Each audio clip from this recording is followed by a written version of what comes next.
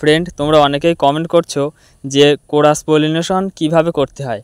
তো ফ্রেন্ড যারা ড্রাগন গাছ নতুন লাগিয়েছো তোমরা অনেকেই জানো না যে কোরাসভাবে পলিনেশন করলে ফলের সাইজ বড় হয়। তোমরা কিভাবে করতে হবে আমি দেখিয়ে দিচ্ছি। দেখুন এই যে ফুলটি, এখানে আমার দুটি ফুল আছে, একটি ফুলে কিন্তু কোরাস পলিনেশন হয় না, যার জন্য দুটি ফুল দরকার কমপক্ষে। তো দেখুন এই ফুলের যে পুরুষ পরাগ রেণু, এই রেণুগুলোকে হাত দিয়ে আলতো করে টানলেই কিন্তু ছিঁড়ে যায়। এই পরাগ রেণু স্ত্রী গর্ভদণ্ডে লাগিয়ে দেবো। এই যে ফুলটির স্ত্রী গর্ভদণ্ডে আমি লাগিয়ে দিচ্ছি, দেখুন এভাবে তোমরাও লাগিয়ে দেবে।